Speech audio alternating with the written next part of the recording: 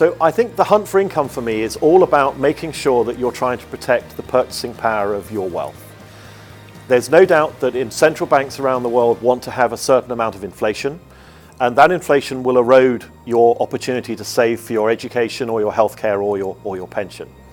So we need to take a certain amount of risk to do that. And with the geopolitical risks, with the trade uncertainty, clients are nervous of much of the headline risks they see in financial markets. So we think the hunt for income is a safe way of taking a certain amount of risk, but it's not a free way. If you take no risk, you're going to earn no return in many of the financial markets. And often, in fact, if you look at Japan and Europe in particular, the bonds offer no return, they offer no coupon, and arguably they are some of the most risky assets in the world because you are getting nothing for owning them, which is a bizarre way of thinking about investing.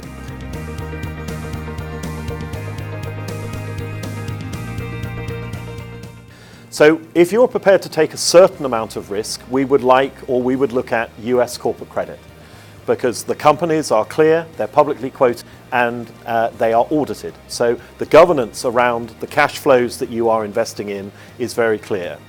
If you want to be more aggressive or looking for higher yields than are offered in US corporate credit, you can look at Asian fixed income and you can look at emerging markets in Asia, where you're taking some political risk or possibly some currency risk.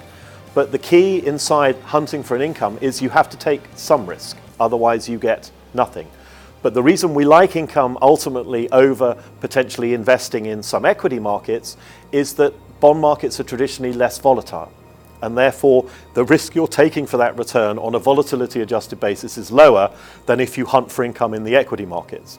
Now, if you're feeling a little more risk on, you can hunt for income in Asian equities and in European equities, where many companies offer attractive dividend yields, but obviously you then have to accept the fact that the equity markets are a little more volatile.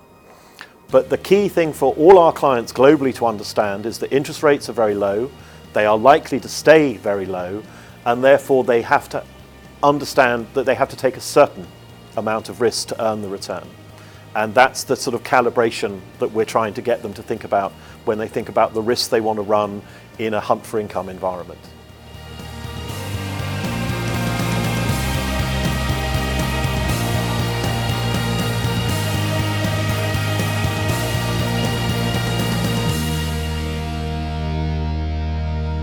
安聯投資